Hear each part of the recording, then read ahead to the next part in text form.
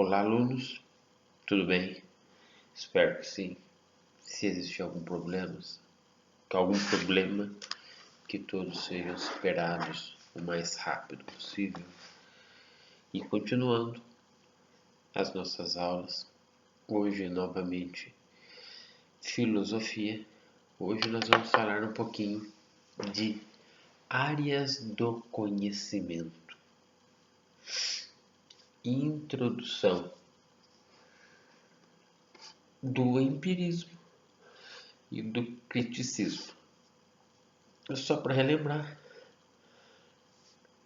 na última aula nós estudamos por quê, né? Estudar filosofia, o que é filosofia,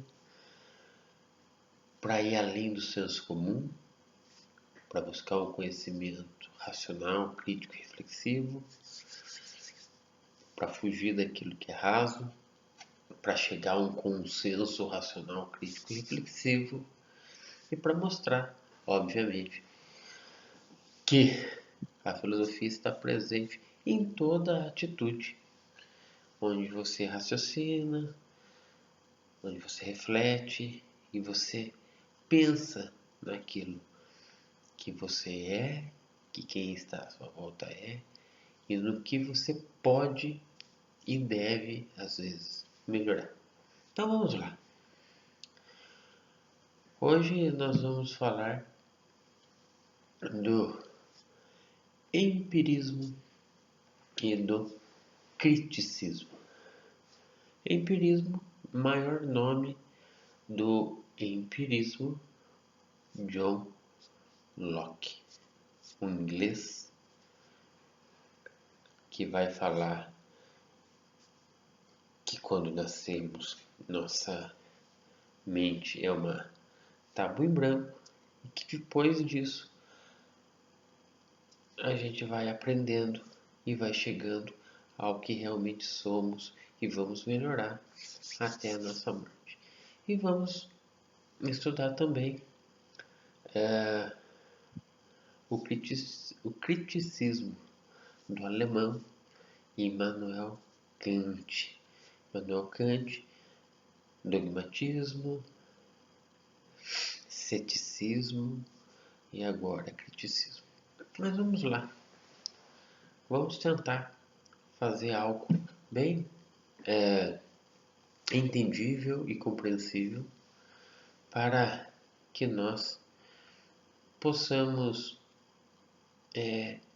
refazer o conhecimento sobre Immanuel Kant e John Locke. Então vamos lá. Vamos começar com o inglês John Locke. John Locke é um inglês que afirmou em sua teoria que não existe conhecimento se não houver experiência e que não há como se fazer experiência sem a utilização dos sentidos. Quais sentidos? Tato, olfato, visão, paladar e audição. De novo, tato, olfato, visão, paladar e audição. Não há como você nomear algo sem que você use os seus sentidos, porque você está em volta a um mundo sensível. O que é o mundo sensível ou o mundo sensitivo? É o mundo dos sentidos. Então, John Locke, um empirista, o principal deles, ele fala que sem que haja experiência, não há conhecimento. E John Locke ele vai tão forte nesta sua, me perdoe, tem um lado da lista que é um pouco adormecido. E John Locke vai tão longe nesta sua reflexão que ele afirma: ao nascermos, somos como tábuas em branco, que vai sendo preenchida a partir dos nossos sentidos, das nossas primeiras experiências, o toque do médico, o toque da mãe, o toque do pai. Usamos sentidos como o tato. A luz que surge ao nascermos, seja o parto normal, seja a cesariana, quando vemos a luz, os nossos olhos, apesar de não conseguirem interpretar muito bem o que está sendo visto, se assustam com a claridade, o cérebro demora também para entender o que está acontecendo. Então, a partir desse momento, deixamos de ser a tábua em branco. E essa tábua vai sendo preenchida passo a passo, mês a mês, dia a dia, a partir da nossa sensibilidade, do tato, do olfato, da visão, da audição e do paladar. Óbvio, alguém vai falar: professor, essa pessoa nasceu cega. Vai desenvolver outros sentidos para substituir ou para compensar a cegueira surda. Vai substituir com outros sentidos, do tato, do paladar, da visão, para substituir a audição. E assim sempre. Mas é a partir do nascimento e a partir das primeiras experiências dos sentidos que nós começamos a criar nosso conhecimento. Para John Locke, ninguém nasce pronto. Não existe nada inato. Nasceu já programado. Para John Locke, conhecimento ele vai sendo construído a partir da sensibilidade, a partir da reflexão, que vai levar à experiência e ao empirismo. Então, para John Locke, eu vou pegar aqui uma bolsinha. O que é isso? Uma bolsinha. Como para John Locke, isso daqui foi chamado de bolsinha ou de pochete, ou do que vocês quiserem. Porque ele foi experimentar. Para que servia isso? Como que ele experimentou? Com o tato, com a visão. Nesse caso que eu vou balançar porque já tem barulhinho. Com a audição e, no início de tudo, tirando um pedacinho que a cor foi a professora Edna que me deu, com o paladar. Com o paladar. Não existe conhecimento sem que haja experiência. E John Locke afirmou isso. Empirismo. Todo e qualquer conhecimento só chega a nós a partir da experiência. John Locke é um inglês. John Locke é um grande filósofo que trouxe inovações sensacionais para a filosofia, para a sociedade, para a política também. Mas o que mais se destaca em John Locke neste momento, neste estudo da filosofia, é: todo conhecimento advém da experiência, de uma experiência sensível. O que quer dizer isso? da experiência vinda dos sentidos. De novo, chato, né? Ficar falando, mas para não esquecer jamais: tato, olfato, audição, visão e paladar. Tato, olfato, visão, audição e paladar. Depois, na aula que nós tivemos, ainda a gente viu que existe toda uma reflexão, toda uma sensibilidade, toda uma forma de pensar antes, mas para que a experiência tenha sucesso, para que o conhecimento chegue ao ponto crucial para os seres humanos, eles precisam usar da sua sensibilidade, ou melhor, dos seus 5 sentidos. Até porque isso que vai diferenciar o ser humano de demais animais, muitas vezes. Porque tem alguns animais que não têm sistema nervoso, então eles não vão sentir muito toque. Tem uns que têm muito olfato, mas a visão não é tão boa. O ser humano, eu falo homem, mas é o ser humano, homens e mulheres, equilibram todos esses sentidos e por isso eles estão à frente.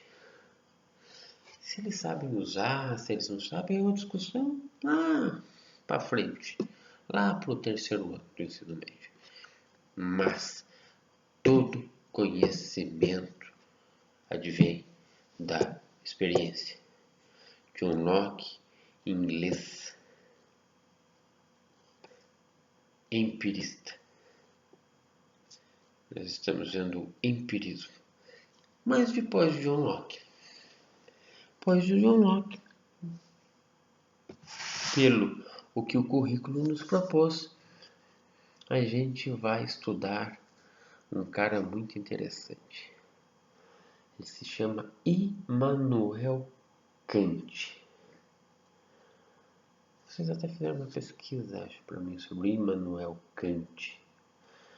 O Immanuel Kant, ele passou por várias teorias antes de chegar ao criticismo. O Immanuel Kant passou pelo dogmatismo, pelo ceticismo, para depois chegar ao criticismo. Professor, espera lá. Na aula eu não tinha entendido muito bem, agora o senhor está falando, eu vou ficar sem entender de novo. Dogmatismo. Acreditar em tudo independente daquilo ser provado ou não. Dogmatismo, não um dogma. Não precisa ser provado para que eu aceite como verdade. Ou eu acredito, ou não acredito. Mas não precisa ter provas. Não onde a gente destaca muito o dogmatismo. Nas igrejas, no cristianismo, no islamismo, no judaísmo. Não precisa haver comprovação material. Não precisa de experiência, se fosse o John Locke. Não precisa de experimentos. Que é dogma. É a verdade absoluta. Que também mais à frente a gente vai estudar que verdade absoluta não existe para ser discutida. Ela existe para ser aceita ou para ela não ser aceita. Fé é uma verdade absoluta. Deus é uma verdade absoluta.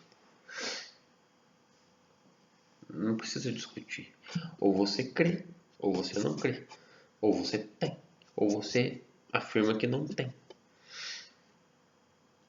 Então, dogmatismo é a crença em tudo aquilo que é nos proposto sem que precise de necessidade de comprovação. Sem que precise de um documento, sem que precise de um protocolo que prove. Isso é assim mesmo, não precisa. É um dogma. Você acredita nele ou você não acredita nele. Depois o Kant também passou pelo ceticismo. Ceticismo vai exatamente ao oposto do dogmatismo. O ceticismo é a desconfiança, vamos pôr eterna, é a dúvida eterna sobre tudo aquilo. Seria como chegar para o aluno: você viu aquela menina? Tô namorando ele. Ele fala: duvido. Não precisa ver, não precisa entender, ninguém precisa provar. Ele duvida. Ele acha que não é verdade. Não, eles são amigos, eles combinaram. Ceticismo é a dúvida que sempre existirá, mesmo que algo possa ser comprovado ou não. Dogmatismo não precisa de comprovação de nada. É a crença total naquilo que me falaram. Ceticismo é exatamente o contrário. É a descrença total naquilo que me falaram. Também não precisa. Não é necessário que haja pesquisa, comprovação. Dogma, eu creio. Ceticismo, eu não creio. Dogma, a crença, independente de prova. Ceticismo, a descrença, independente de prova. Então, o Immanuel Kant, que a gente está falando dele, a gente está falando hoje nessa aula de filosofia de John Locke e de Immanuel Kant. John Locke é dos sentidos, é o empirista, é que nascemos com uma tábua em branco, que depois vai sendo preenchida a partir das nossas experiências. E o Kant é o criticista, é o defensor do criticismo, que antes de criar essa escola do criticismo, ele passou pelo dogmatismo, é a crença em tudo sem que haja necessidade de provar. O ceticismo, que é a descrença de tudo, sem que haja necessidade de falar que não, mas é ou não é. Sempre vou duvidar. E agora, o criticismo, que é exatamente o que nós vamos estudar. O criticismo.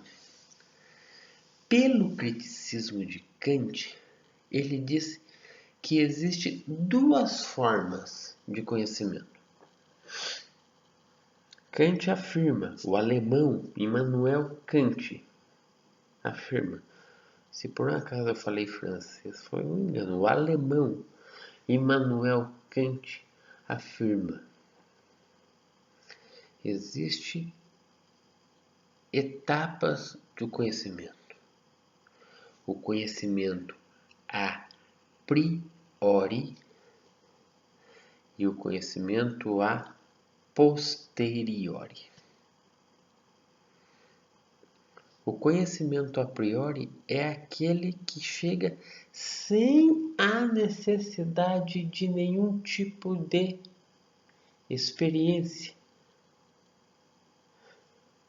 Muitas vezes só pelo que eu vejo. A priori. A priori. Conhecimento a priori. Isso aqui é uma bolsinha preta, marrom. Estou falando que é preto porque eu estou enxergando preto, mas é marrom. Com zíper. Conhecimento a priori. Você só usa dos sentidos para afirmar o que é isso. Conhecimento a posteriori. É o conhecimento que vai além do conhecimento a priori, que precisa ser posterior àquilo que somente os meus sentidos dizem que eu estou vendo. É aquilo que a gente vai mesmo estudar, que a gente vai se aprofundar. Isso é uma bolsinha marrom, mas que tem uma caneta azul, tem um marcador de texto amarelo, tem outra caneta vermelha ou preta e assim por diante. Conhecimento a posteriori, que vai além daquilo que a gente vê, que a gente escuta, que a gente cheira, que a gente sente e que a gente prova. Conhecimento a posteriori, que óbvio que usa dos sentidos, mas ele é a posteriori porque ele vai se aprofundar ainda mais, ele vai além dos sentidos. Para ficar mais fácil de entender, a priori, é o conhecimento básico. Eu vejo lá passando e falo, olha, tem um cachorro passando lá. A priori. A posteriori. Mas o que tem esse cachorro? Que cor é esse cachorro? O pelo desse cachorro é liso? É rugado? Esse cachorro, ele é daquela cor mesmo? Ou jogaram alguma coisa nele?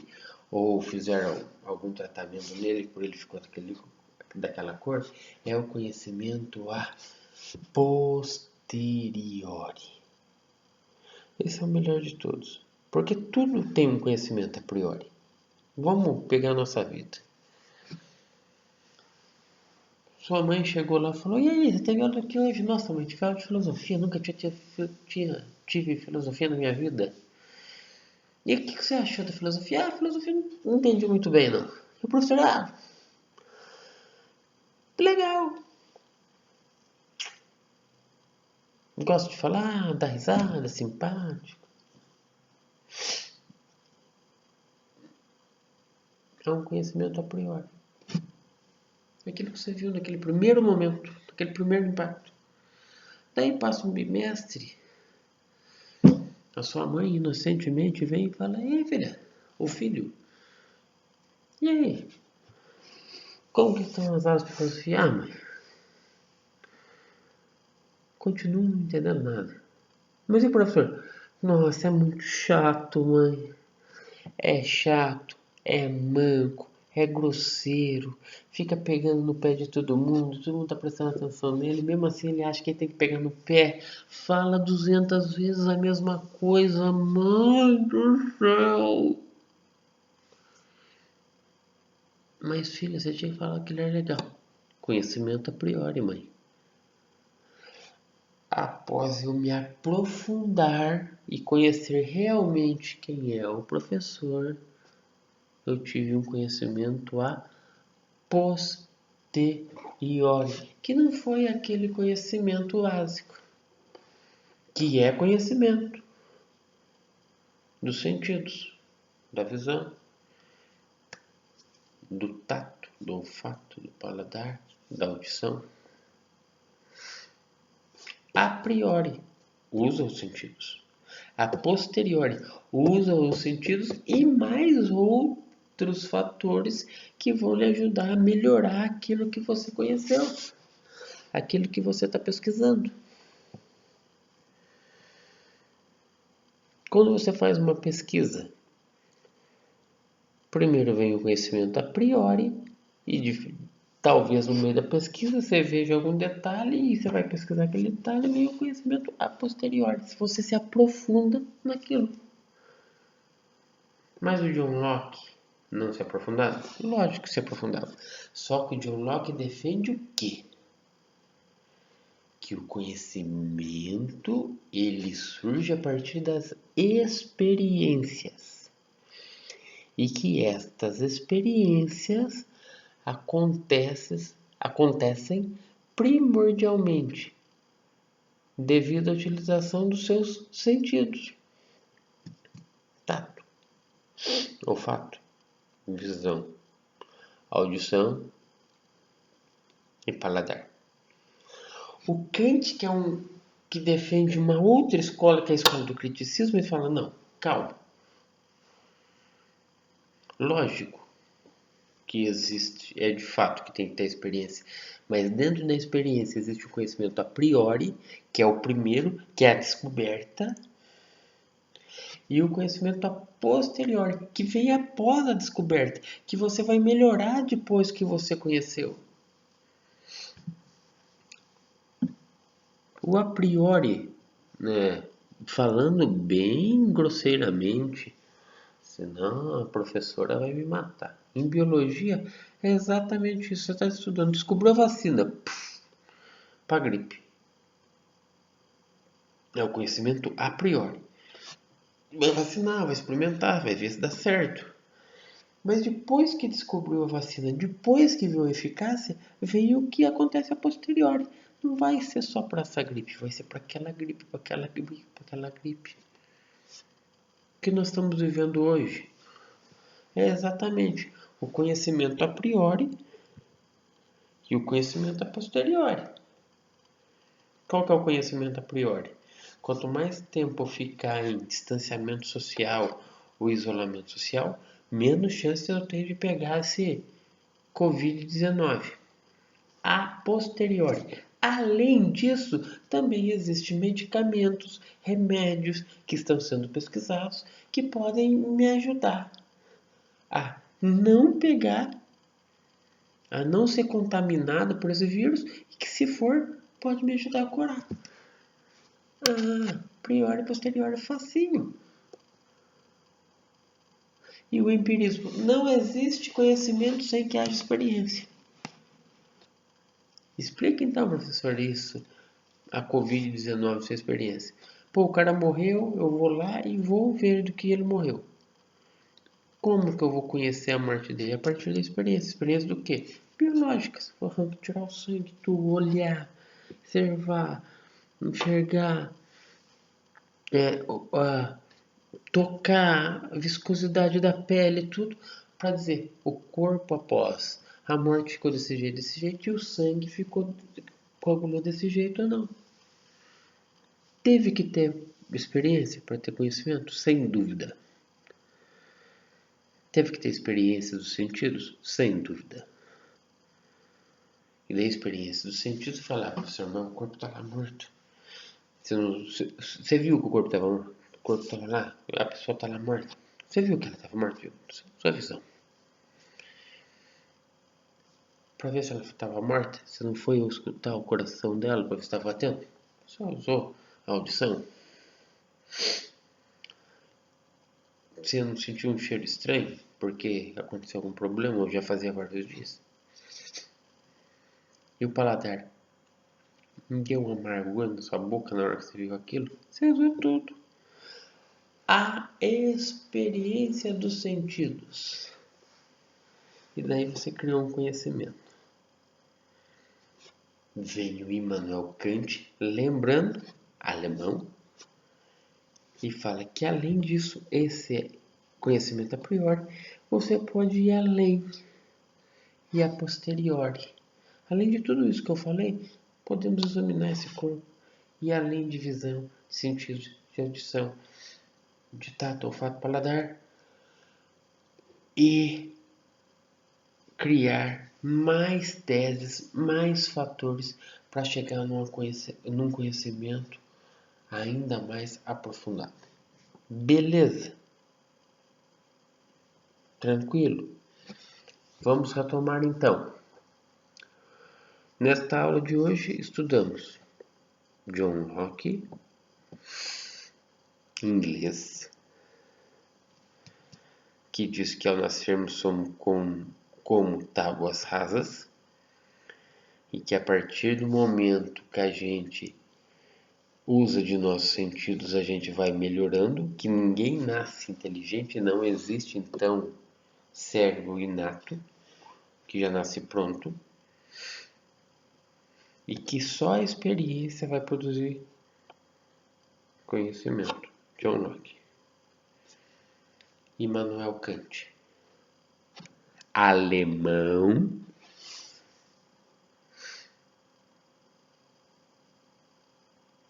afirma que antes de ser crítico, de fazer parte da escola do criticismo, fez parte da escola do dogmatismo, acredita em tudo sem necessidade de prova, do ceticismo, desconfia de tudo a todo momento, sem necessidade de comprovação ou não, e do criticismo. O que ele fala do criticismo? Existem 2 estágios de conhecimento. O conhecimento a priori, pelos sentidos, tato, olfato, visão, audição e paladar, e o a posteriori, que vai além disso. Tem isso também, mas vai além, vai se aprofundar no conhecimento, que é o exemplo do professor nos primeiros dias. Ele é legal, é simpático, interessante, belezinha, não entendo muito de filosofia, mas é legalzão ele. E depois de um bimestre, não continuo não entendendo nada de filosofia, mas ele é chato, pega no meu pé, é grosseiro, tonto, besta, burro. Conhecimento a posteriori. Para ficar claro, a priori, que vem antes. Conhecimento a priori, que vem antes de uma pesquisa aprofundada. A posteriori, que vem depois de uma pesquisa mais aprofundada. Tudo bem? Espero que sim. Por hoje é isso. Voltamos daqui 15 dias com filosofia e na próxima semana, na próxima quinta-feira, voltaremos com sociologia. E daí eu vou falar de estranhamento. Que eu falei de desnaturalização. Mas isso é um assunto para a próxima quinta-feira. Valeu, obrigado, tchau, tchau. Opa.